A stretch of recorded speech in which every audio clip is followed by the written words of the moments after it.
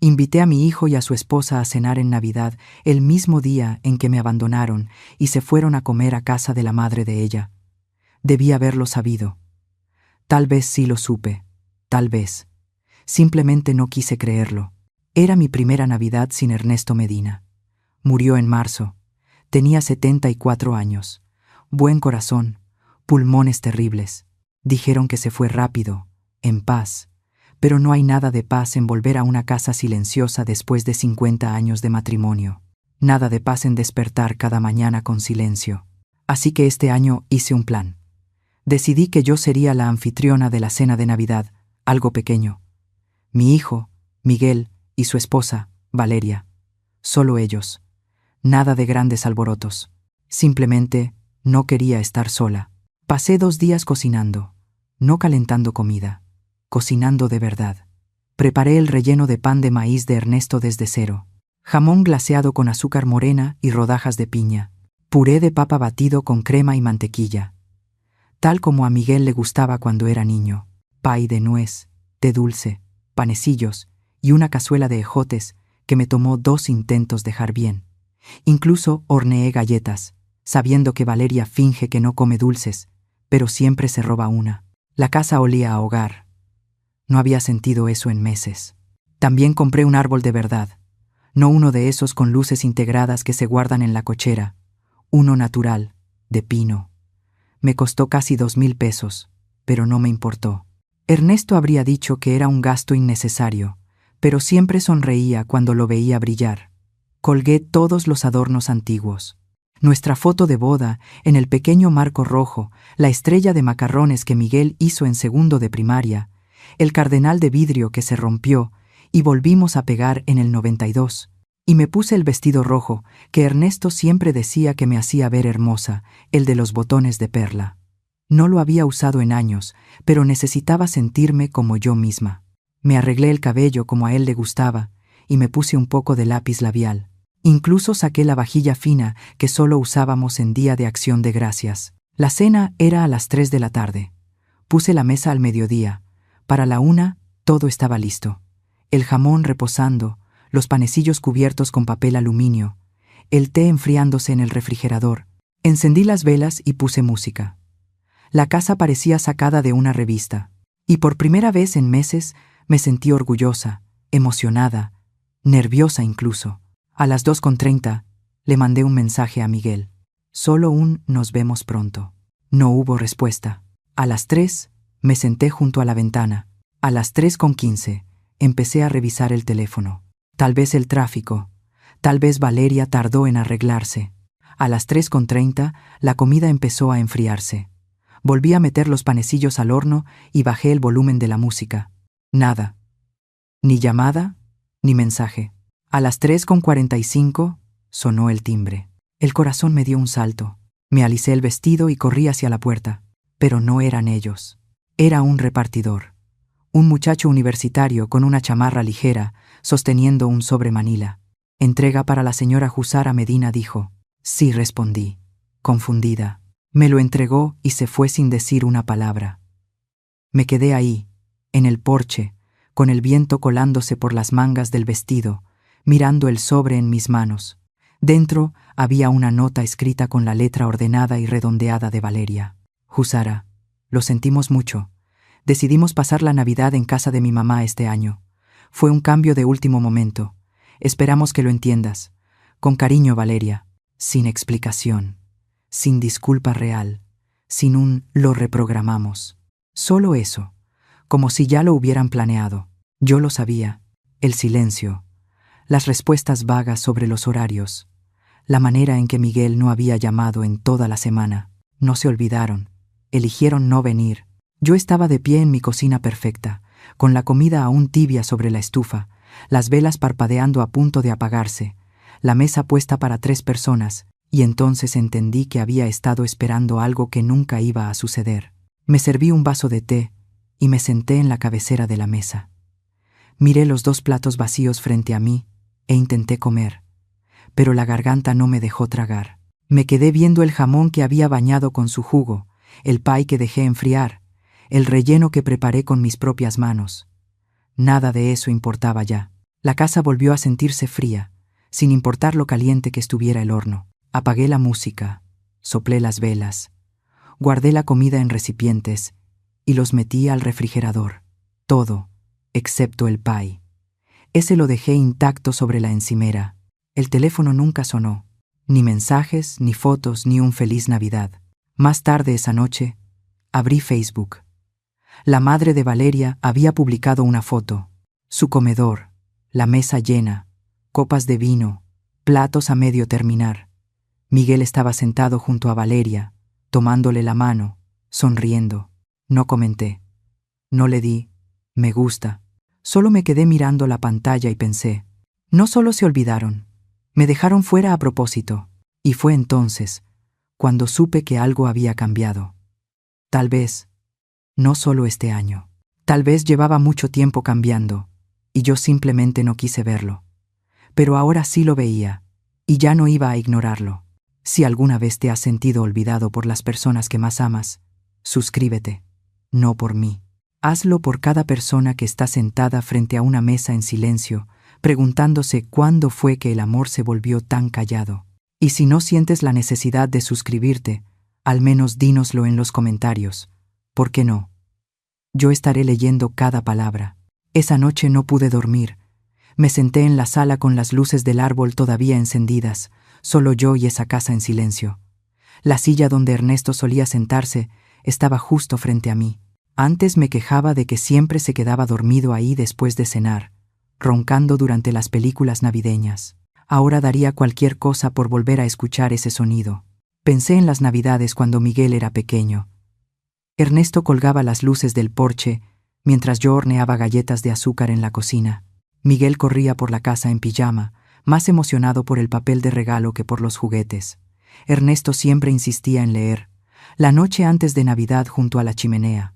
Sostenía el libro con una mano y con la otra sentaba a Miguel sobre sus piernas. Esa silla era de Ernesto. Pero en Nochebuena siempre cabían los dos. Teníamos nuestras tradiciones. Yo preparaba un gran desayuno la mañana de Navidad. Huevos, salchichas, rollos de canela.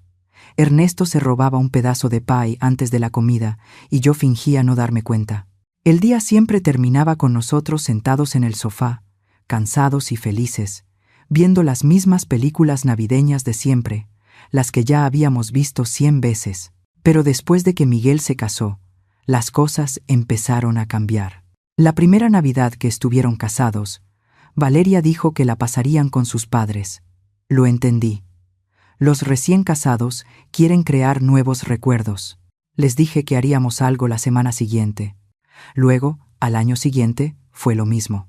Vamos otra vez con la familia de Valeria. Me dije a mí misma que era solo una etapa. Eran jóvenes, estaban ocupados, equilibrando trabajo y viajes. No quería ser una de esas madres que hacen todo sobre ellas mismas. Aún así, cada año parecía que yo me convertía más en un plan de respaldo. Cuando venían, siempre era con prisa. No podemos quedarnos mucho.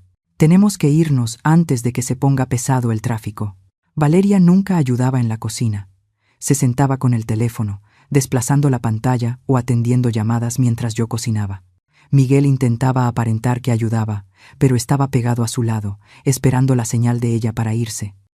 El año pasado, llegaron 2 horas tarde, ya llenos de haber comido en casa de su madre. Picaron la comida, elogiaron todo lo justo para ser educados y se fueron antes del postre. Aún así, yo seguí intentando. Pensé que si lo hacía lo suficientemente bonito, cálido, familiar, regresarían. Que tal vez, al ver lo que se estaban perdiendo, recordarían cómo se sentía antes. Pero este año fue diferente. Yo estaba sola. Ernesto ya no estaba. Y por primera vez, ni siquiera se molestaron en aparecer. Ni siquiera llamaron. Me quedé sentada preguntándome qué había hecho mal. ¿Insistí demasiado? ¿Los hice sentir culpables? ¿Hablé demasiado de Ernesto y volví la casa pesada? ¿O tal vez ya no era lo suficientemente moderna? Tal vez hablaba demasiado de cómo eran las cosas antes. Tal vez a Valeria no le gustaba que siguiera colgada la vieja bata de franela de Ernesto en el gancho junto a la puerta, o que todavía usara el teléfono fijo. No lo sé. Tomé mi tableta y empecé a deslizar en Facebook. No suelo revisar la página de la madre de Valeria, pero esa noche sí lo hice. Ahí estaban. Todas sonrisas, mesa larga, mantel blanco, platos brillantes, velas encendidas. Valeria con un suéter verde, sosteniendo una copa de vino tinto. Miguel a su lado, riéndose de algo que alguien dijo. Su madre había escrito: tan agradecida por una casa llena de familia esta Navidad. Incluso había un texto bajo una de las fotos. Agradecidos por otro año más, rodeados de amor. Dolió más de lo que esperaba. No porque ellos estuvieran felices, sino porque ni siquiera pensaron en mí cuando escribieron eso. Miré la hora. 9:41 de la noche. Todavía nada de Miguel. Ni siquiera un mensaje para decir Feliz Navidad. Pensé que tal vez escribiría cuando las cosas se calmaran. Siempre lo hacía, incluso en la universidad, incluso cuando estaba fuera del país por trabajo. Pero ahora, silencio. Miré alrededor de la sala. Los calcetines navideños seguían colgados en la chimenea. Uno para mí, uno para Ernesto, uno para Miguel. Todavía no los había quitado. No sé por qué. Tal vez pensé que verlos ahí mantendría la sensación de normalidad. Pero nada se sentía normal. La casa no solo estaba en silencio, estaba hueca, como si algo le hubiera sido arrancado. No solo Ernesto, no solo el ruido, también la conexión, la sensación de que yo pertenecía a la vida de alguien. Caminé hasta el comedor y empecé a levantar los platos. La comida ya estaba fría. Guardé todo en recipientes, cada bocado intacto. Envolví el pie y lo metí al refrigerador. No quería verlo sobre la encimera por la mañana. Mientras limpiaba la mesa, volví a mirar la silla de Ernesto. Recordé el año en que Miguel le regaló una botella de whisky y dijo: «Papá se merece algo especial esta Navidad». Recordé a Ernesto con los ojos humedecidos. No era un hombre emotivo, pero ese momento lo tocó. Y ahora, apenas unos años después, su propio hijo ni siquiera levantó el teléfono. Más tarde esa noche, me senté en la orilla de la cama, todavía con el vestido rojo puesto. El peinado ya se me estaba deshaciendo, y el rímel que me había aplicado con tanto cuidado esa tarde estaba corrido. Tenía 72 años, y de alguna manera, en el transcurso de una sola festividad, me sentí más vieja que nunca. Esa noche me acosté con las luces apagadas, la vieja bata de Ernesto doblada a mi lado, y me di cuenta de algo que no había querido admitir, ni siquiera ante mí misma. Miguel había empezado a soltarme desde hacía mucho tiempo. Yo simplemente no lo había notado hasta ahora. No solo me abandonaron, se aseguraron de que yo lo viera. Si eso no duele, no sé qué lo haría. Si crees que nadie merece ser tratado así, suscríbete. Si no, entonces comenta y dime, ¿por qué alguien debería ver a su familia reír desde una pantalla en lugar de desde su propia sala? A la mañana siguiente desperté más temprano de lo habitual. En realidad no había dormido, solo estuve ahí, pensando. Las luces del árbol seguían encendidas en la sala, no las había apagado la noche anterior. La casa estaba silenciosa, demasiado silenciosa. No me molesté en preparar café de inmediato. Me puse un suéter y salí al exterior. El patio seguía húmedo por la escarcha de la madrugada. Me abracé a mí misma y caminé por el sendero de piedra hacia el jardín. Ernesto siempre decía que caminar por el patio a primera hora de la mañana le ayudaba a pensar. Antes no lo entendía. Ahora sí. Pasé junto a los bancales elevados que cuidábamos juntos, junto al banco viejo que necesitaba lijarse, y me detuve frente al comedero de pájaros colgado del árbol. No estaba segura de por qué, tal vez por costumbre. Ernesto lo rellenaba todos los sábados, como un reloj, y entonces lo vi. Había un sobre escondido justo detrás del comedero, atorado entre el poste y el pequeño techo de madera. Estaba cerrado, pero polvoso en las orillas, como si llevara ahí bastante tiempo. Lo descolgué con cuidado. La letra fue lo que me dejó helada. Era la escritura inclinada de Ernesto, un poco temblorosa, pero todavía ordenada. Pasé los dedos sobre mi nombre, solo Jusara. Sin apellido, sin dirección, igual que como firmaba mis tarjetas de cumpleaños. En una esquina del sobre había una fecha. 11 meses atrás, una semana antes de que muriera. Me quedé ahí un momento, sosteniéndolo. Ya dentro de la casa, me senté en la mesa de la cocina y lo miré un rato. No estaba segura de estar lista para leerlo, pero aún así lo abrí. Su letra llenaba una sola hoja, sin saludo, sin rodeos. Si estás leyendo esto, algo pasó que yo esperaba que no ocurriera. Ve a mi escritorio, al cajón de arriba. Hay más. Eso fue todo. Me levanté de golpe y fui directo al estudio. El viejo escritorio de Ernesto estaba tal como lo dejó. Las plumas alineadas, la calculadora junto a un bloc con números garabateados en el margen. Abrí el cajón superior. Ahí, pegado al fondo del panel interior, había otro sobre, más grueso. Había doblado los bordes para sellarlo bien y un clip sujetaba una pequeña llave dorada. Dentro del sobre había una nota doblada y un documento impreso. Pero fue la nota lo primero que leí. Jusara, si Miguel alguna vez te cierra la puerta, esto tendrá sentido. Encontrarás todo lo que necesitas saber en el lugar que abre esta llave. Es tuyo. Siempre lo fue. Solo que no lo sabías. Eso era todo. Me quedé ahí, la llave en una mano, la carta en la otra, sintiendo el peso de algo que todavía no entendía. Él planeó esto. Ernesto, con su forma silenciosa y su voz tranquila, había dejado algo atrás, algo que no confiaba en que nuestro hijo protegiera. Respiré hondo y volví a mirar el papel doblado que venía con la llave. Era una escritura, con apariencia legal, con mi nombre. Leí la dirección 2 veces para estar segura. Era un lugar cerca de Valle de Bravo, a unos 45 minutos de nuestra casa. No reconocí la calle. Ernesto nunca me había mencionado ninguna otra propiedad. Yo pensaba que teníamos una sola casa, la casa donde vivíamos. Saqué el teléfono y escribí la dirección en el mapa. Apareció como una cabaña en un camino tranquilo, cerca del bosque y las montañas. Sin fotos, sin anuncios, solo un punto rojo en la pantalla. Me quedé sentada mucho tiempo tratando de entenderlo todo. ¿Por qué Ernesto me ocultaría un lugar así? ¿Por qué dejar una llave? ¿Y por qué ahora? Pero la nota seguía resonando en mi mente. Si Miguel alguna vez te cierra la puerta, él lo sabía. Vio que venía. Tal vez no esta Navidad exacta, tal vez no la nota de Valeria en mi puerta, pero algo. Sabía algo de Miguel que yo no quería admitir, que podía volverse frío, que podía olvidar de dónde venía. Ernesto siempre fue más reservado con esas cosas. Yo era la que creía en dar segundas oportunidades. Terceras también. Ernesto llevaba cuentas, mentales y escritas. Tomé la llave y la giré entre los dedos. Bordes suaves. El latón se veía viejo, pero todavía funcionaba bien. Fuera cual fuera la puerta que abriera, Ernesto quería que la encontrara cuando necesitara respuestas. Y las necesitaba ahora. Miré la foto en el librero, la de Ernesto, Miguel y yo, el día que Miguel se graduó de la universidad. Ernesto tenía la mano sobre el hombro de Miguel. Yo estaba tomada del brazo de Ernesto. Los tres sonreíamos, pero incluso ahora podía notarlo. Los ojos de Ernesto no estaban en la cámara, estaban en Miguel, observándolo. Esa noche preparé una bolsa pequeña, algo de ropa, una linterna, un par extra de zapatos. No sabía a qué me estaba dirigiendo, pero algo dentro de mí me decía que no debía esperar.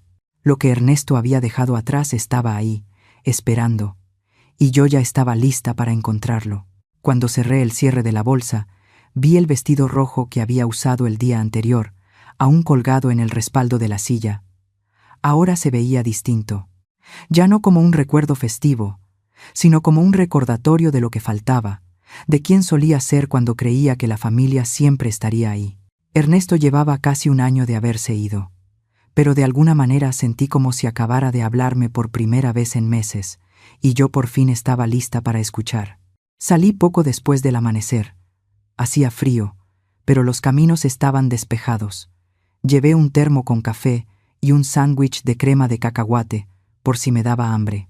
Así era como Ernesto siempre se preparaba para los viajes, incluso los cortos. Lleva más de lo que crees necesitar. Por si acaso, solía decir. El GPS marcaba 46 minutos hasta la dirección, cerca de Valle de Bravo. Conduje entre colinas suaves y árboles de invierno. Pasé gasolineras donde me había detenido a lo largo de los años, pero cuando me acerqué, no reconocí el camino. Estaba oculto detrás de una pequeña ferretería, y luego seguía por un sendero de grava sin señalamientos. Tuve que reducir la velocidad y revisar los números 2 veces antes de encontrarlo. Ahí estaba, una vieja casa de campo blanca, con postigos azules y un porche de piedra. Nada lujoso, tampoco descuidado, solo silencioso, como si estuviera esperando a alguien. Me estacioné en la entrada de grava. Los escalones delanteros crujieron cuando subí. Metí la mano en el bolsillo del abrigo y saqué la llave. Entró en la cerradura como si siempre hubiera pertenecido ahí. Cuando la puerta hizo clic al abrirse, algo dentro de mí se movió, como cuando un recuerdo que no sabías que tenías vuelve de golpe. Entré y cerré la puerta detrás de mí. El aire estaba tibio, como si alguien hubiera estado ahí recientemente. Todo estaba limpio, no impecable, pero cuidado. Había un pequeño recibidor con una banca de madera, botas acomodadas con orden a un lado y un perchero con una de las viejas chamarras de Ernesto colgada ahí. Di unos pasos hacia la sala y entonces vi las fotos. Sobre la repisa de la chimenea había marcos con imágenes. Una de Ernesto y yo en la playa, otra de nuestro aniversario número 35, y una que no había visto antes. Ernesto sentado en una mecedora en ese mismo porche, sosteniendo una taza de café. Miré alrededor y me di cuenta de que todos los muebles coincidían con nuestro gusto. No eran juegos comprados, sino piezas que Ernesto había restaurado con los años. La lámpara con la pequeña mancha en la pantalla, la colcha del antiguo cuarto de visitas. Era como si alguien hubiera tomado pedazos de nuestra vida y los hubiera colocado en esa casa. Había una nota doblada sobre la mesa de centro. Me senté despacio y la abrí. Esto es tuyo por si algún día olvidan quién eres. Ernesto. Eso era todo. Sin explicación, sin fecha. Dejé la nota y volví a mirar alrededor. Cada detalle se sentía familiar, aunque nunca había pisado esa casa antes. Las cortinas eran del mismo patrón que usé en nuestra primera casa. El librero tenía el mismo orden de títulos que Ernesto mantenía en casa. No era solo una casa, era una versión de respaldo de nuestra vida, una que él había creado sin decírmelo. Me levanté y caminé hacia la cocina. La despensa estaba surtida. Verduras enlatadas, pasta en cajas, frascos de crema de cacahuate, bolsas de arroz, nada caducado. El refrigerador estaba desconectado, pero limpio. Incluso había una lista del súper pegada en el interior de la alacena, escrita con su letra. Lo básico: café, pan, huevos, azúcar. La mesa del rincón tenía 2 sillas, un mantel individual a cada lado. Parecía que había planeado que estuviéramos los dos ahí. Abrí los cajones. Todo estaba etiquetado: tazas medidoras, trapos de cocina, baterías de repuesto, como si supiera que alguien los abriría por primera vez. Caminé por el pasillo y miré dentro de las habitaciones. Una tenía una colcha sobre la cama, doblada con cuidado, una lámpara pequeña, nada de polvo. La otra habitación estaba vacía, excepto por unas cajas apiladas en una esquina. Algunas decían, cosas de Jusara. No las abrí. Aún no sabía si estaba lista. De vuelta en la sala, me senté en el sofá y me quedé mirando la chimenea. Ernesto había hecho todo esto por mí. No solo por si algo pasaba, sino por si las personas más cercanas a mí olvidaban cómo tratarme. Él lo había visto venir. El cambio lento. La forma en que Miguel dejó de llamar con regularidad. La manera en que Valeria se adueñó de las fiestas. Y cómo yo seguía poniendo excusas por los dos. Él lo sabía. Y en lugar de decir algo que pudiera romper a la familia, me construyó una red de seguridad, una que ni siquiera sabía que tenía hasta ahora. Volví a tomar la nota. Esto es tuyo, por si algún día olvidan quién eres. La segunda vez me golpeó distinto. No hablaba solo de una casa. Hablaba de mí, de mi valor, de mi identidad, de la persona que era antes de empezar a hacerme pequeña para mantener la paz. Antes de dejar de decir lo que realmente sentía. Esta casa, esta pequeña casa de campo, era su manera de recordarme que yo seguía siendo alguien por quien valía la pena presentarse. Preparé té en la cocina usando la tetera sobre la estufa. Encontré una lata de manzanilla en la alacena. Me senté junto a la ventana con mi taza y simplemente miré hacia el patio. Había una casita para pájaros al fondo, Otro banco cerca de un pedazo de pasto seco que tal vez en primavera había sido un jardín de flores. Estaba en silencio, pero no vacío. Casi podía escucharlo decir: no es mucho, pero es nuestro. Me quedé ahí gran parte de la mañana, caminando por cada habitación, permitiéndome sentir cada rincón. No lloré. Pensé que lo haría, pero no. Había algo tranquilizador en saber que él había pensado tan lejos, que había hecho un plan, no por miedo, sino por amor. Y la parte más extraña era que Miguel no sabía que ese lugar existía, lo que significaba que no podía quitármelo, no podía venderlo, no podía controlarlo, no podía decir que necesitaba administración, ni convencerme de reducir mi vida. Esto estaba fuera de su alcance. Era mío, solo mío.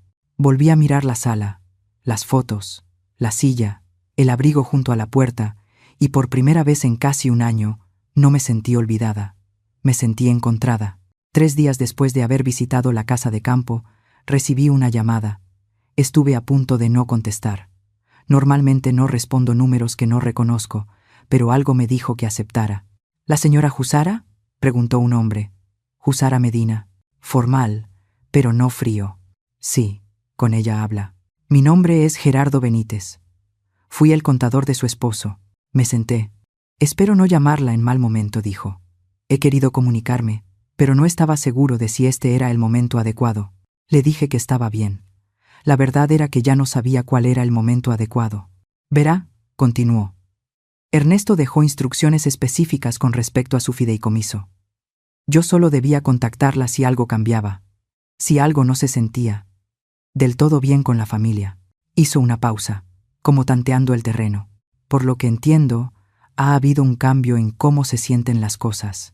Miré el sobre rojo sobre la mesa, el que Valeria había enviado con el mensajero el día de Navidad. Sí, dije en voz baja. Supongo que sí. Creo que es momento de que usted y yo nos sentemos a hablar. Dijo que había información que mi esposo quería que yo tuviera si las circunstancias cambiaban, como él temía que podían hacerlo. No mencionó el nombre de Miguel. No hacía falta. Nos reunimos al día siguiente en una oficina modesta al sur de Toluca. Estaba en el segundo piso de un edificio de ladrillo, con una panadería en la planta baja, de esos lugares por los que pasas decenas de veces sin notarlos. El señor Benítez era mayor de lo que yo esperaba, de unos 60 y tantos años, cabello gris bien recortado y ojos amables detrás de unos lentes sencillos. Me estrechó la mano con firmeza y me condujo a una sala llena de archiveros y fotografías antiguas de senderos de montaña y faros. Cuando nos sentamos, sacó una carpeta negra delgada. Antes de comenzar dijo: «Quiero decirle algo. Su esposo era un hombre muy inteligente y muy cuidadoso». Asentí. Siempre tenía un plan de respaldo. «Exactamente», respondió Benítez. Ernesto mantuvo la mayor parte de sus finanzas de forma sencilla, pero hace 5 años movió discretamente una parte de sus ahorros para el retiro a un fideicomiso separado, a su nombre únicamente, totalmente privado. No aparece en el portafolio familiar. Parpadeé. No sabía nada de eso. Él no quería que lo supiera. No hasta que fuera necesario. Abrió la carpeta y la giró hacia mí. Aquí hay un poco más de 650,000 pesos, administrados de forma conservadora, sin tocar desde que lo creó. Me quedé mirando la hoja. Mi nombre estaba claramente impreso en la parte superior. 5 titulares, sin sucesores. Él lo llamaba el fondo, por si acaso, dijo el señor Benítez. Dijo que si alguna vez le pasaba algo y usted se sentía presionada o apartada, tendría dónde sostenerse. Sentí las manos frías. No tenía idea. Él asintió. Ese era el punto. No quería que nadie la convenciera de desprenderse de eso antes de que usted estuviera lista. Ni siquiera él. Me recosté en la silla. ¿Por qué pensaría que yo necesitaría protección? El señor Benítez me miró con cuidado y luego sacó otro documento. Por esto dijo, era un resumen corto, un historial de solicitudes financieras a lo largo de la última década. 3 resaltaban de inmediato. Todas de Miguel. Su hijo acudió a Ernesto en busca de ayuda, explicó. La primera vez fue en 2014. Dijo que quería abrir un negocio de remodelación de casas. Ernesto le dio 25,000 pesos como regalo. Eso no me sorprendió. Recordé a Ernesto mencionándolo años atrás. Miguel incluso había enviado una tarjeta de agradecimiento. Hasta llevó flores. Luego, en 2016, pidió otra vez. Esta vez, 75,000 pesos. ¿Y? Pregunté. Ernesto dijo que no.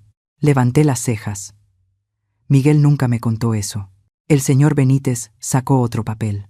Ernesto volvió a decir que no en 2019. Misma petición. Distinto argumento. Esta vez era el sueño de Valeria de comprar y revender casas. Ernesto volvió a negarse. ¿Alguna vez se enteraron del fideicomiso? No respondió, pero lo presionaron mucho durante ese último año. Llamadas frecuentes, correos electrónicos. Ernesto me mostró algunos. Me entregó copias. Las leí despacio.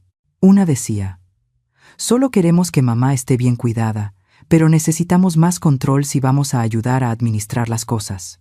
Otra decía: no podemos hacer planes a largo plazo si todo sigue a nombre de mamá. Ahí estaba, escondido detrás de palabras amables, educadas en la superficie. Pero cada línea pedía lo mismo: poder. El señor Benítez me dejó leer en silencio. Cuando terminé, dijo: hay algo más. Tomó otro documento. Esto es de 2018. El banco lo marcó. El papel era una copia de un cheque cobrado en efectivo. Tenía mi firma, o algo que se parecía a ella. Fue un retiro por 15,000 pesos, explicó. De su cuenta conjunta, marcado para mejoras de la casa. La firma era muy parecida, pero no exacta. Ernesto lo notó. Lo mandó a revisar. Miré más de cerca. Era mi nombre. Sin duda, pero no era mi letra. Yo nunca firmé esto, dije. Lo sé, respondió. Ernesto guardó silencio porque no quería acusar a nadie sin pruebas, pero después de investigar un poco más, encontró el rastro. El cheque fue entregado a un contratista en Metepec para una propiedad de renta que Valeria estaba administrando. Se me secó la boca. Habían falsificado mi firma. El señor Benítez asintió. Ernesto los enfrentó en privado. Valeria lo negó. Miguel dijo que debía tratarse de un error, pero Ernesto me contó que después de ese día empezó a separar más los bienes. No sabía qué decir. Lamento que esté enterándose de todo así, dijo con suavidad, pero su esposo quería que usted conociera el panorama completo. Vio las señales con claridad, y estaban esperando a que mi nombre desapareciera, susurré. Él asintió. Ernesto lo creía así. Sus palabras exactas fueron: no están planeando su futuro, están planeando alrededor de él. Me quedé un rato con la carpeta sobre el regazo. Ahora todo tenía sentido. Las visitas apresuradas, la forma en que Valeria siempre preguntaba por papeles, la manera en que Miguel rondaba el tema del dinero, sin preguntarme nunca directamente, pero siempre sacándolo a relucir. El señor Benítez se inclinó hacia adelante. El fideicomiso es suyo, señora Jusara. Nadie más puede tocarlo, y hay algo más en camino. Ernesto dejó instrucciones para transferir fondos de una cuenta pequeña que mantenía bajo una empresa. Dijo que se movieran si esta reunión llegaba a ocurrir. Lo miré. ¿Cuánto? Otros 1,400,000 pesos, aproximadamente, respondió. Negué con la cabeza. Nunca me lo dijo. No dijo, y no quería hacerlo. Quería que usted se sintiera segura sin tener que pedirlo. Esto se trataba de darle opciones. Sentí que la garganta se me cerraba. Se puso de pie y me entregó la carpeta. Todo lo que necesita está aquí. Yo le ayudaré con el papeleo. Cuando esté lista. No hay prisa. Al salir de su oficina, el frío me golpeó de lleno. Me quedé un momento afuera, respirando el aire de invierno. Toda mi vida acababa de cambiar otra vez. Ernesto llevaba casi un año de haberse ido, pero seguía aquí, a su manera silenciosa, cuidándome, un paso adelante. Y ahora veía lo que él vio. No estaba loca por sentirme apartada, no me lo estaba imaginando.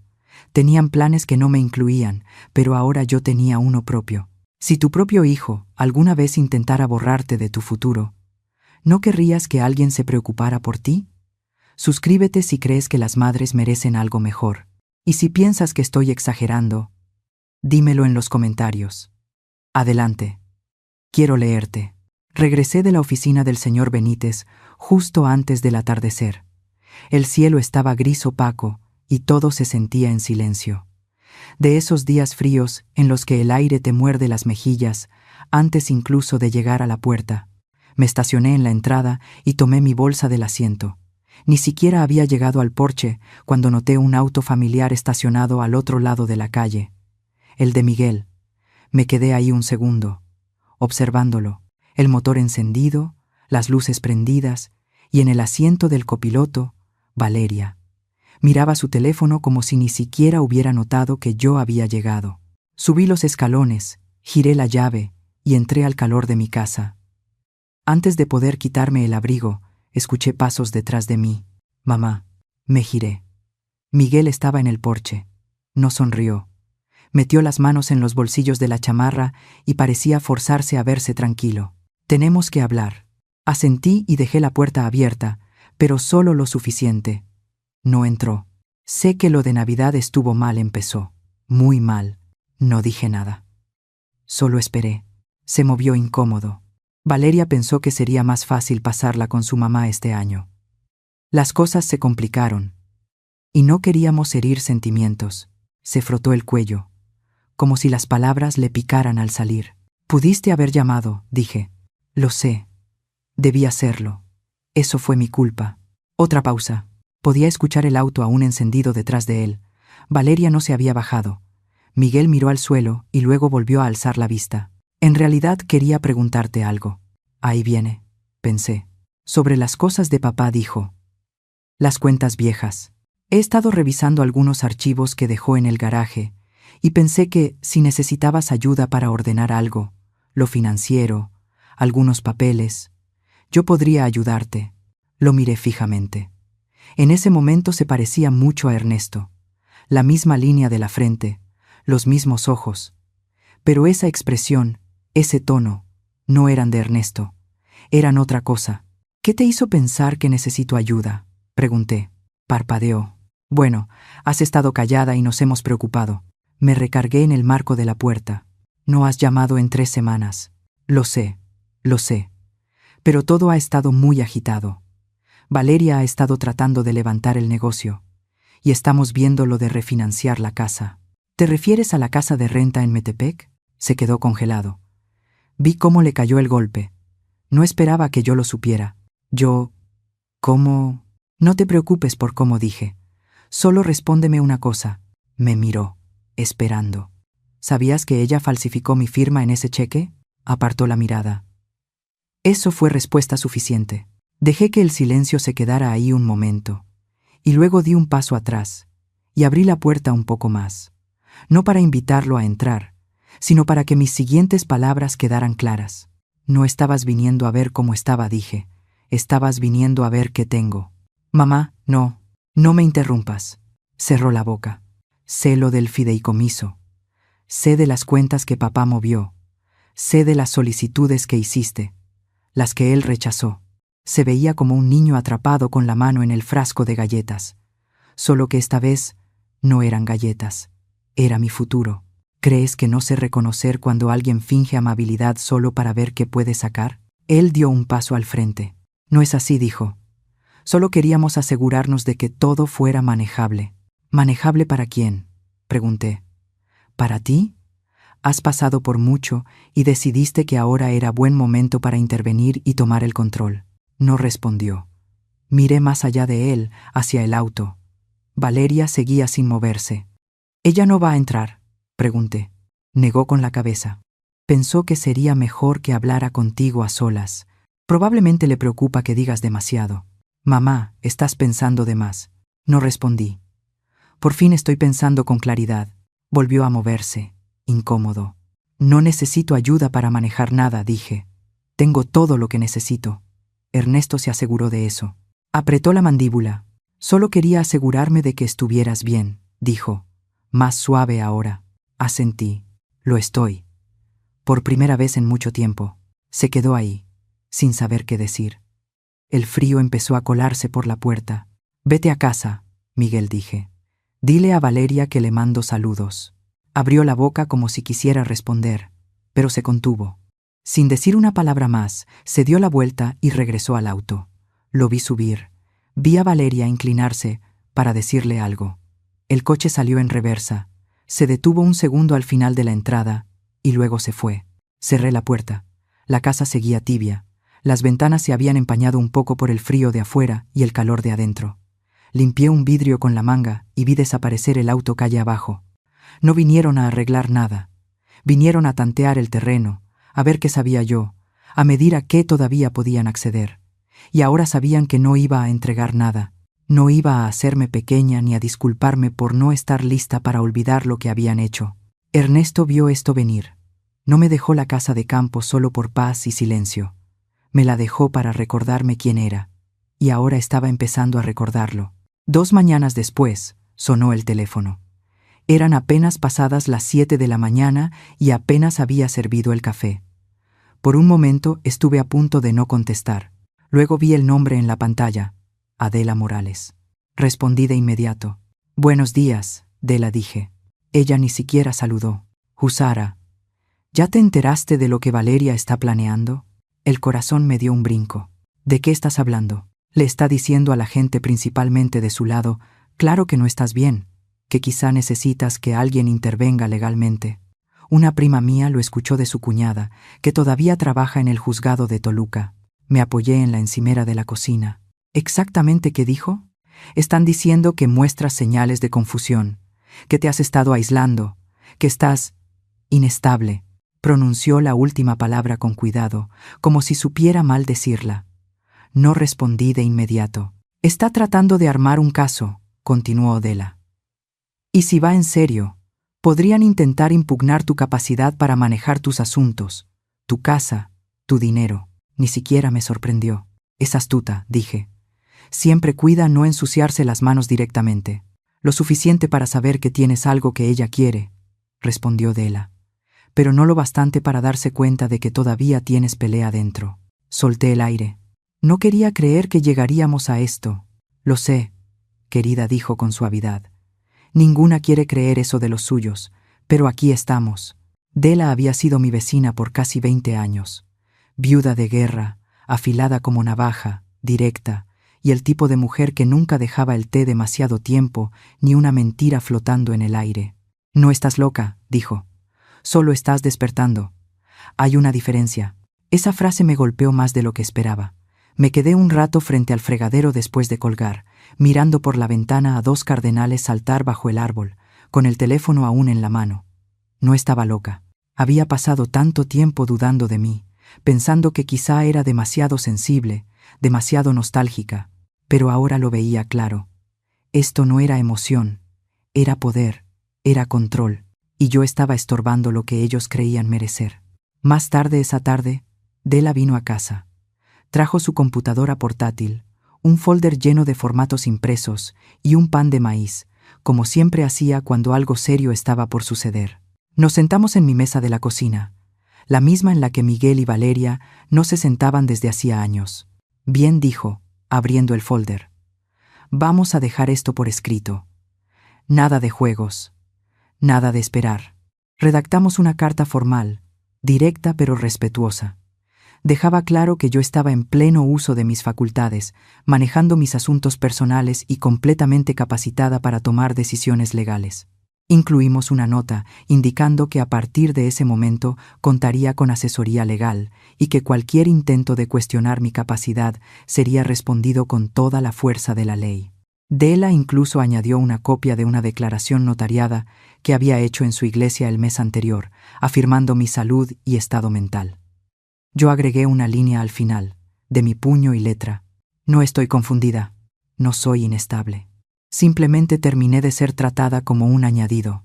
Imprimimos la carta, la firmamos, la escaneamos y la enviamos por correo certificado tanto a Miguel como a Valeria. Dela se recargó en la silla y cruzó los brazos. «Listo», dijo. «No podrán decir que no fueron advertidos». Me quedé mirando la carta en la bandeja de salida, la tinta aún fresca. «Ya terminé de suplicar que me quieran», dije en voz alta. Dela me miró. «Dilo otra vez». Lo hice. Y se sintió como si algo dentro de mí se liberara. No solo me estaba defendiendo, estaba soltando la parte de mí que seguía esperando que regresaran, esperando que actuaran como familia, esperando que alguna versión del pasado cruzara la puerta y pidiera perdón. Pero esa versión del pasado ya no existía. Después de que Della se fue, me quedé junto a la ventana frontal viendo cambiar la luz afuera. El aire era cortante y frío. La escarcha delineaba los bordes del vidrio. El jardín estaba en silencio otra vez, pero yo no. Esa noche me senté con una libreta y escribí mi propia lista. No cosas que arreglar o cocinar u organizar, sino cosas que quería hacer por mí. No por Miguel, no por Valeria, no por la idea de la familia que fuimos. Por mí. Hacer un viaje de un día a Taxco, pintar el cuarto del fondo en la casa de campo, empezar el jardín temprano este año, solo flores, nada comestible. Escribirle una carta a Ernesto, cosas simples. Pero cada palabra se sentía como una pieza de mí que volvía a su lugar. Y mientras estaba sentada en mi sala en silencio, un pensamiento no dejaba de dar vueltas en mi cabeza. Ellos se fueron, pero yo no desaparecí. Este mundo tiene suficientes personas esperando ser elegidas. Algunas de nosotras, por fin, nos elegimos a nosotras mismas. Si ese tipo de fortaleza significa algo para ti, suscríbete. Y si no, te reto a que comentes y expliques por qué. Quiero leerte. Una semana después de que enviamos la carta a Miguel y Valeria, tocaron a la puerta. Era temprano por la tarde. Yo estaba en casa doblando ropa en la sala, con una repetición sonando bajito en la televisión. Miré por la ventana primero, por costumbre ya. Era el señor Benítez. Abrí la puerta y sonreí. No llamó, le dije. No quise hacerlo, respondió, levantando una caja pequeña de cartón. Esto tenía que entregarse en persona. Me hice a un lado y entró, colocando con cuidado la caja sobre la mesa de la cocina. No era grande, más o menos del tamaño de una caja de zapatos, pero estaba bien sellada, con mi nombre escrito arriba, con la letra de Ernesto. Sentí un ligero mareo con solo verla. Ernesto me dio esto la semana antes de morir, dijo el señor Benítez. Me pidió que no se lo entregara hasta estar seguro de que usted estuviera lista. Hizo una pausa y añadió, ¿lo está? No se quedó mucho tiempo. Solo lo suficiente para explicarme que aquello no era un documento legal. Es personal, dijo. Él quería que fuera solo entre usted y él. Asentí y lo acompañé hasta la puerta. De vuelta adentro, me senté con una taza de té y abrí la caja despacio. Dentro había un cuaderno de piel, color verde oscuro, del tipo que Ernesto solía comprar en la papelería del centro, la que cerró hace 5 años. Pasé los dedos por la cubierta. Estaba gastada en las orillas. Lo había llenado. La primera página decía simplemente, si estás leyendo esto, significa que no pude decir todo esto en voz alta. Así que aquí va. Todo, sin guardarme nada. Pasé a la siguiente página. Todo estaba escrito a mano. La tinta estaba corrida en algunos puntos. Algunas palabras tachadas, otras encerradas en círculos. Cada entrada tenía fecha. Comenzaban casi exactamente 1 año antes de que muriera. Las primeras eran simples. Cómo se sentía, cosas que había notado, el clima, mis comidas favoritas, pero para la 5ª página, el tono empezó a cambiar. Escribió sobre sus miedos. No a morir. Ernesto nunca le tuvo miedo a eso. Tenía miedo de lo que pasaría conmigo después. Escribió, Jusara es la persona más fuerte que conozco, pero hasta las personas fuertes se cansan. Y cuando ella se cansa, no pide ayuda. Solo sonríe y sigue sirviendo a los demás hasta que no le queda nada para sí. Tenía razón. Continuó. Miguel se ha vuelto distante. He notado que no es solo el trabajo.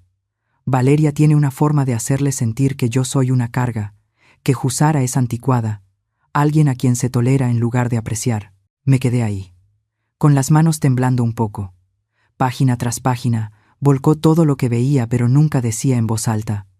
Habló de las pláticas nocturnas que solíamos tener, de cómo yo tarareaba mientras doblaba las toallas, de cómo Miguel corría a mis brazos después de la escuela y de lo lento que ese niño fue desapareciendo.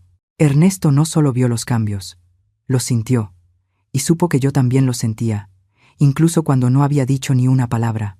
A mitad del cuaderno, escribió algo que me dejó helada. Si algún día te encuentras sentada sola en nuestra mesa, con ese vestido rojo, esperando a alguien que no llega, quiero que sepas que yo lo vi venir y que no tiene nada que ver contigo. Ellos se fueron, pero tú sigues aquí, y sigues siendo suficiente. Tuve que cerrar el cuaderno un momento. Me llevé la mano al pecho y respiré hondo varias veces. Ni siquiera me di cuenta de que estaba llorando hasta que una lágrima cayó sobre la página. Cuando seguí leyendo, encontré las entradas donde empezó a planear. Se había reunido con el señor Benítez. Habló de qué hacer si las cosas se enfriaban. Puso la casa de campo a mi nombre. Creó el fideicomiso privado y dejó algo más que yo no sabía. Una fundación. No era grande todavía, pero tenía un nombre. El Fondo Jusara J. Medina para Mujeres Independientes.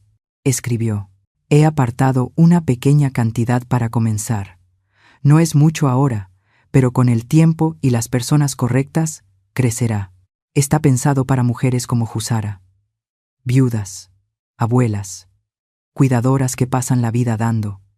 Y un día, se dan cuenta de que las dejaron atrás.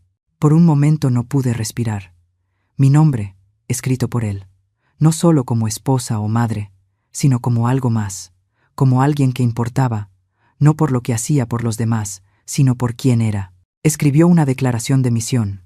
Anotó ideas, lugares a los que acercarse. Una nota decía: tal vez Dela pueda ayudar a correr la voz. Tiene ese boletín de la iglesia. Reí entre lágrimas. Sabía cómo funcionaban las cosas en este pueblo. Hacia el final del cuaderno, su letra se volvió más temblorosa. Las entradas eran más cortas. Había más espacio entre las fechas.